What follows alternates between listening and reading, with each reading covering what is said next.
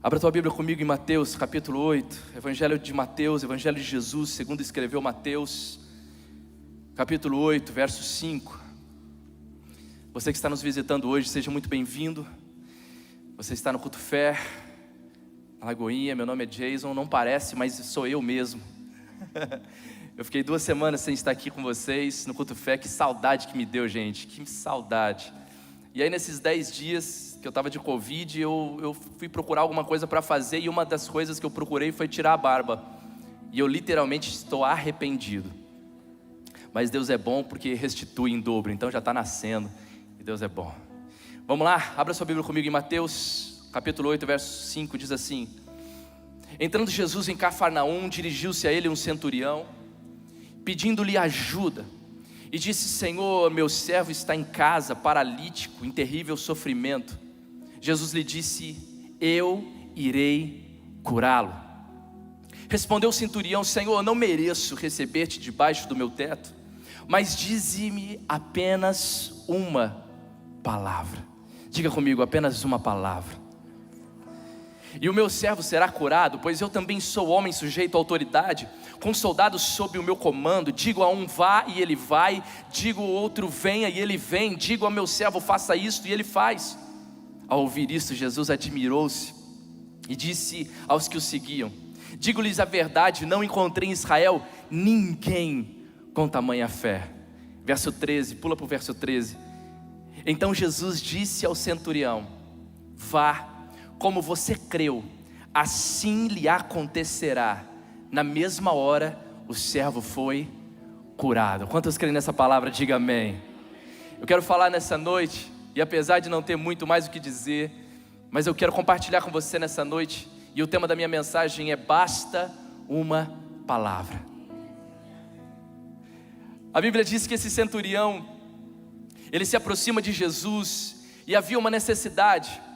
Um dos seus servos estava muito enfermo, e eu imagino que esse servo era muito querido, muito amado por esse centurião, ao ponto de esse homem, esse centurião, não se preocupar com a sua posição, não se preocupar com quem ele era, não se preocupar com a sua religião, não se preocupar com nada disso. Ele simplesmente deixa tudo e vai ao encontro de Jesus. No Evangelho de Lucas diz que não foi o centurião que se aproxima, mas ele envia alguns homens, e aí existe uma discussão sobre isso, mas eu não quero me atentar a isso. O que eu quero é que você se preocupe exatamente no momento em que a primeira coisa que Jesus diz ao homem, e Jesus, ao olhar para aquele homem, Jesus diz: eu irei curá-lo. A primeira coisa que Jesus diz quando se aproxima é: eu vou curá-lo. É como se Jesus desse a ele uma garantia de cura. É como se Jesus olhasse para ele e dissesse: eu garanto a você, eu vou curá-lo. É uma garantia absoluta de alguém que é poderoso. O mais incrível é que quantos de nós de repente olhamos e dizemos: olha, eu queria tanto poder ter a certeza que Jesus vai fazer isso ou aquilo. Eu queria tanto ter uma garantia de que Jesus vai fazer algo na minha vida. Eu queria tanto, se eu tivesse uma garantia como essa, seria muito mais fácil para eu acreditar. A verdade é que a fé é exatamente a certeza de que Jesus é a garantia. A fé não é ter uma garantia para que aí eu possa crer. Não, a fé é simplesmente se firmar e se fortalecer de que Jesus já prometeu. Jesus é a própria garantia. Jesus, Ele mesmo garantiu que iria curar. Quando a palavra de Deus diz em Isaías que Ele já levou sobre si todas as nossas dores e sobre suas pisaduras nós já somos sarados. Já existe uma garantia, e eu não preciso ficar procurando algo para que me garanta, para que me dê uma certeza, porque a fé é a certeza daquilo que eu espero, é a convicção daquilo que eu ainda não posso ver. Isso é fé. Eu já creio mesmo antes de ver, eu já creio mesmo antes de alguém me dar algum tipo de garantia. Eu sei que existem muitos que garantem a nós algumas coisas. Por exemplo, se você tem algum tipo de investimento, você deve saber que existem algumas pessoas que dizem: olha, se você investir um valor comigo, se você investir um valor XYZ, eu garanto para você que você vai ter uma rentabilidade de 10% ao mês. Alguém já viveu isso alguma vez? Alguém chega: cara, eu estou com um negócio muito bom, olha, deixa eu te dizer, eu estou com um negócio aqui, esse negócio aqui, isso aqui vale ouro, isso aqui é uma mina de ouro, isso aqui vale muito dinheiro. Eu garanto para você que se você colocar o seu dinheiro aqui, eu garanto 10% todo mês livre na tua mão. Alguém já ouviu isso alguma vez? Pois é, eu já ouvi algumas. Existem alguns tipos de garantia que as pessoas nos dão, outros de repente nos dão algumas garantias dizendo: olha, se você seguir esses 236 passos, eu garanto que o seu casamento vai ser transformado. E nós começamos a viver em busca de garantias, nós começamos a viver em busca de pessoas, de mentores, de líderes no Instagram, nas redes sociais ou em tantos outros lugares, pessoas que nos garantam que a minha vida financeira vai mudar, que garantam que o meu casamento vai mudar, caso eu dê aqueles 12 passos da felicidade. Quando a verdade é que não existe ninguém e nada que possa nos garantir, a não ser aquele que é a própria garantia, aquele que olha para aquele homem e diz: eu vou curá-lo.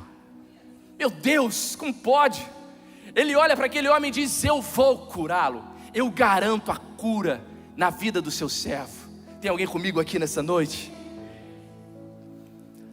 Mas a gente está vivendo numa geração, e com toda certeza essa é a geração que tem maior facilidade e maior acesso à informação e ao conhecimento. Nós estamos vivendo uma geração que tem um grande acesso, e nós vivemos essa geração, nós vivemos em busca de informação, em busca de conhecimento. Eu não sei se você sabe, mas o nosso cérebro, ele não consegue se conectar a todas as informações que a gente recebe ao longo do dia. Quando você pega, por exemplo, ali o seu Instagram e você começa a rolar ali o seu perfil, e você começa a olhar tantas imagens, tantas frases de efeito, frases disso, frases daquilo, tudo aquilo começa como se embaralhasse no seu cérebro e você não consegue. Isso é um fato, você não consegue absorver toda aquela informação e todo aquele conhecimento.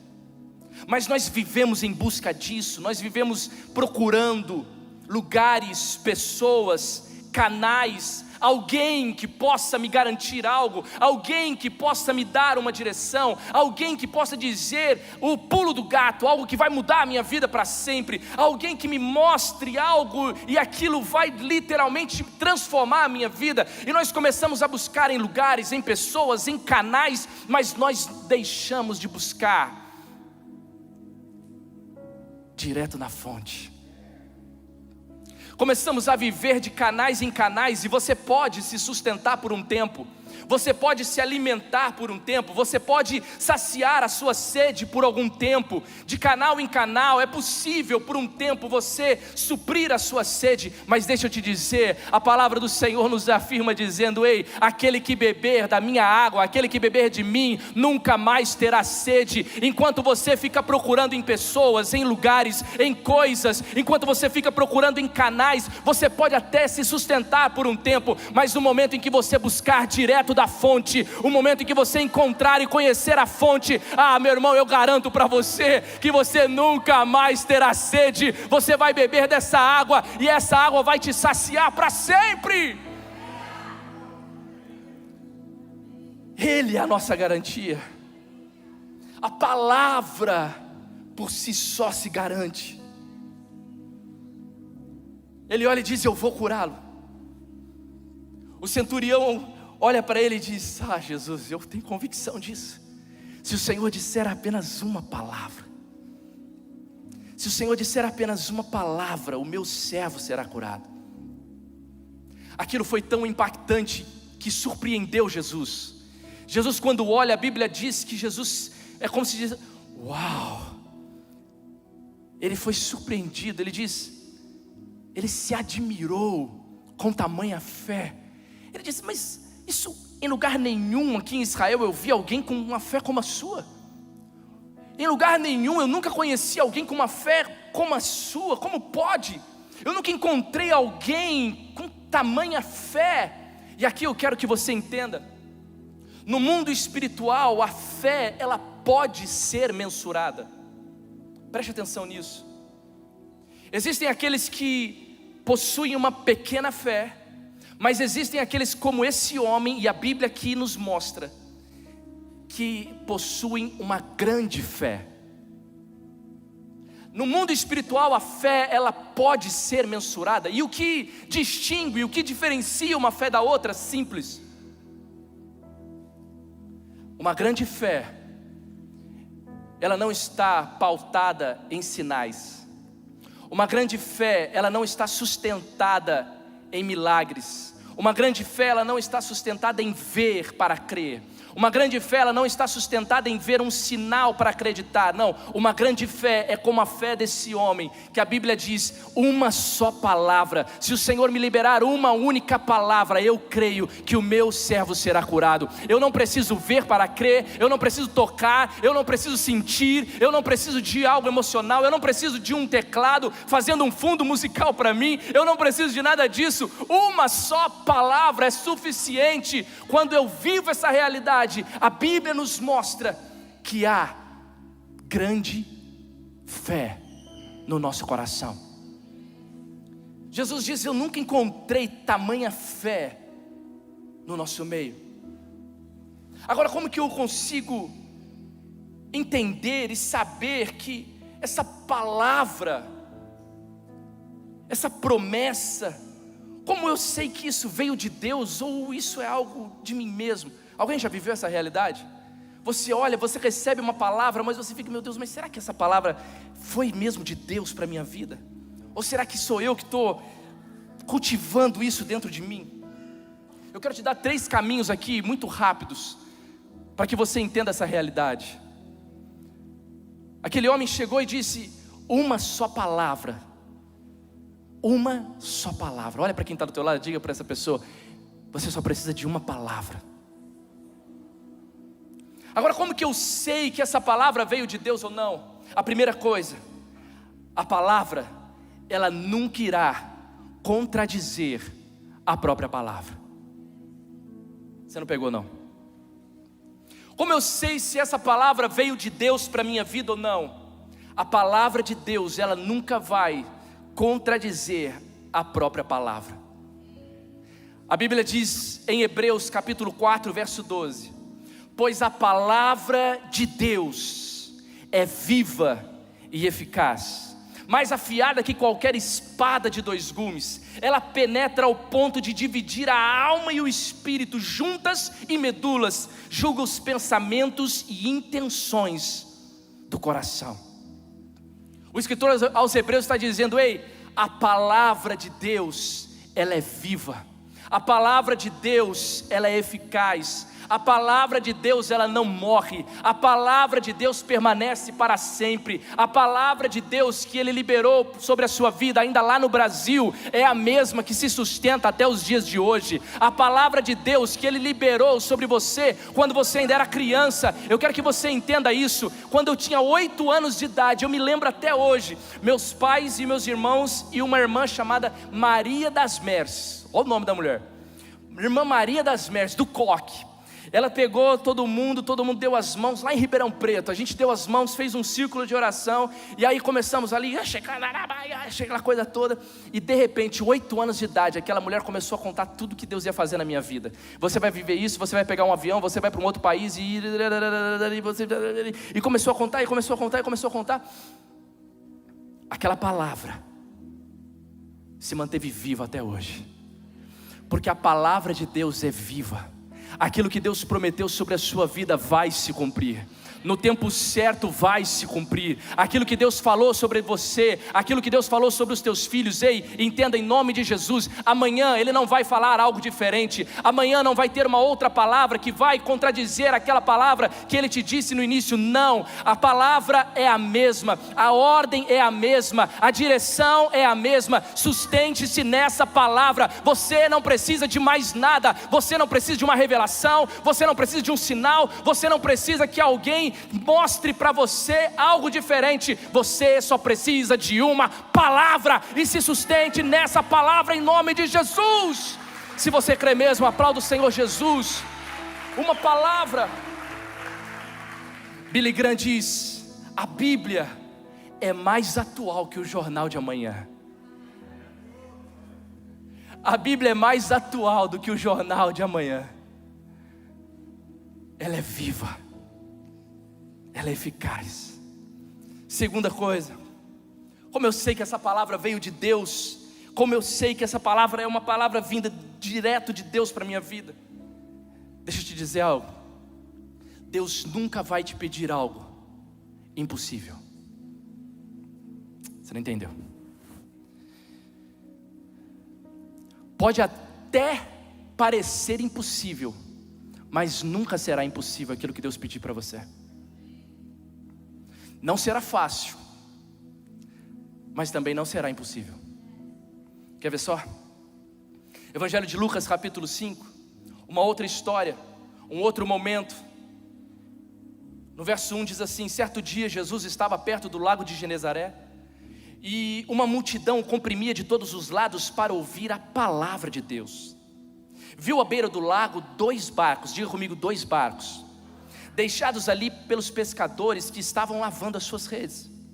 Entrou num dos barcos, o que pertencia a Simão, e pediu-lhe que o afastasse um pouco da praia. Então sentou-se e do barco ensinava o povo. Tendo acabado de falar, disse a Simão: vá para onde as águas são mais fundas, e a todos lancem as redes para a pesca. Simão respondeu: mestre, esforçamo-nos a noite inteira e não pegamos nada, mas porque tu, quem está dizendo, porque és tu quem está dizendo, vou lançar as redes. Jesus se aproxima dos discípulos, que até então ainda não eram seguidores de Jesus. E nesse primeiro milagre da multiplicação dos peixes aqui, dentro dessas redes, dessa pescaria milagrosa, a Bíblia diz que Jesus se aproxima e Jesus pede a eles um barco. Diga comigo, um barco. O barco era o que eles tinham. Jesus não pediu nada impossível.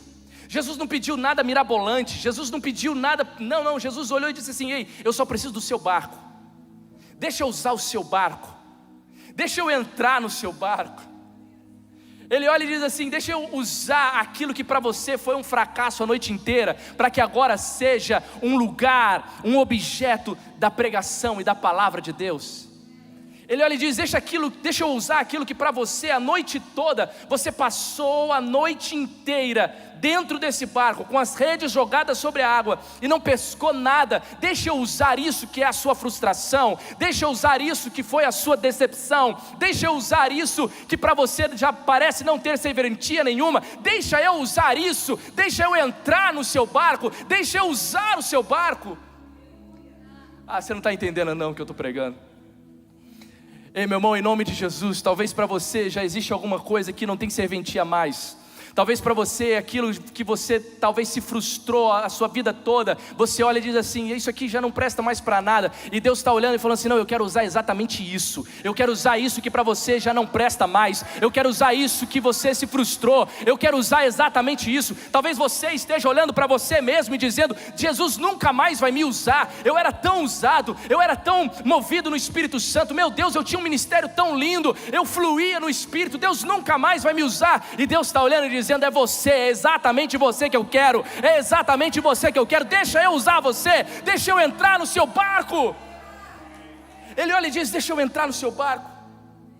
Quando eles entram no barco, ele diz: agora afasta um pouco da areia, afasta o seu barco agora, vai para um lugar mais fundo. Tem alguém entendendo o que eu estou pregando aqui nessa noite? Ele diz assim: vai para um lugar mais fundo. Eu entrego o barco, eu saio do lugar. Eu entrego o barco, eu saio do raso. Eu entrego o barco, eu saio da minha zona de conforto. Eu entrego o barco e eu saio da beira da praia. Eu preciso ir mais fundo. Isso não é impossível. Mas eu preciso ir. É incrível porque a Bíblia diz que eles já estavam lavando as redes. Eu não sei se você já pescou alguma vez com rede. Eu pesquei uma única vez na minha vida. E eu me frustrei demais. Primeiro porque eu não peguei nada. E segundo porque depois dá um trabalho para limpar. Eles já estavam limpando as redes. Mas Jesus olha e diz: vai, volta lá. E joga de novo. A primeira coisa que Pedro faz é natural. Eu também faria isso. Jesus, eu fiquei a noite inteira e não peguei nada. Você vai fazer eu jogar tudo de novo, eu voltar lá tudo de novo? Eu fiquei a noite inteira. Mas aí põe uma vírgula e começa, e continua. Mas debaixo da sua palavra eu lançarei essa rede. Na Bíblia Revista e Atualizada, na versão Revista e Atualizada, diz assim: mestre, havendo trabalhado toda a noite, nada apanhamos, mas sob a tua palavra lançarei as redes. Esse sob significa aquilo que está debaixo. Ele diz: debaixo da sua palavra eu vou fazer aquilo que o Senhor me disse para fazer. A Bíblia Revista e Corrigida, uma outra versão, ela diz: pois sobre a tua palavra lançarei as redes. Ou seja, enquanto em uma versão está dizendo sob, embaixo da tua palavra, a outra está dizendo sobre a tua palavra. O mais incrível é que elas não estão aqui se contradizendo. A Bíblia não se contradiz. O que ela está dizendo é: seja debaixo da palavra eu estou protegido, ou em cima da palavra eu estou sustentado. A verdade é que se Ele falou, uma única palavra basta para que eu decida, para que eu saia do lugar, para que eu volte, para que eu mergulhe, para que eu vá mais fundo, para que eu saia do raso, para que Ele entre no meu barco, para que eu jogue a rede novamente, para que eu pesque a noite toda, para que aquilo que foi uma frustração na minha vida seja para a minha cura, para que aquilo que foi um dia para a minha vergonha seja para a dupla honra. Ah, meu irmão, eu aplaudiria realmente Jesus se eu fosse você de verdade. Oh, meu Deus. Uma palavra, a palavra não se contradiz. Uma palavra, Ele nunca vai te pedir o impossível. Uma palavra. Por último, confie na palavra. A palavra não se contradiz. Ele nunca te pedirá aquilo que você não pode fazer. Ele sempre vai te pedir aquilo que é fácil. E o difícil Ele faz. Ele poderia ter feito aqueles peixes brotar dentro do próprio barco, mas Ele diz: não, você precisa fazer a sua parte. Faz o fácil. Deixa que o difícil fica comigo. Mas a gente só vai viver essa realidade se a gente confiar na palavra. E eu quero encerrar com esse texto. Evangelho de João, capítulo 4. Diz assim: o oficial do rei disse: Senhor, vem, antes que o meu filho morra. Jesus respondeu: pode ir, o seu filho continuará vivo. O homem confiou na palavra de Jesus e partiu. Estando ele anda a caminho, seus servos vieram ao seu encontro com notícias de que o menino estava vivo. Quando perguntou a que horas o seu filho tinha melhorado, eles lhe disseram: a febre o deixou ontem, a 1h da tarde. Então o pai percebeu que aquela fora exatamente a hora em que Jesus lhe dissera: o seu filho continuará vivo. Assim creram ele e todos os de sua casa. Cara, eu não sei se você se diverte com a Bíblia, mas eu me divirto. Agora é um oficial do rei que se aproxima de Jesus com o filho morrendo. E ele diz: Jesus,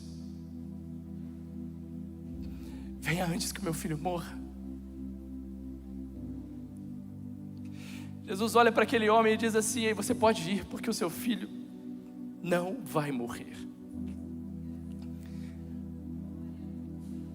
Mas esse verso termina dizendo: o homem confiou na palavra e partiu. Ah, meu irmão, é fácil demais a gente falar que a gente é crente. Quando está tudo maravilhoso, quando está tudo certo, quando está tudo perfeito. É bom demais quando está tudo fluindo. É bom demais quando tudo está dentro dos seus planos. É bom demais quando tudo está acontecendo do jeitinho que você sempre sonhou. Mas chega uma hora na nossa vida que a gente precisa olhar e dizer: Jesus, eu confio na sua palavra. Eu confio na sua palavra. Eu confio na sua palavra. E se existe uma palavra, eu quero viver o processo e crer que Deus cumprirá a sua palavra, porque Ele não é homem para que minta, nem filho do homem para que se arrependa. A última palavra sempre vem de Deus.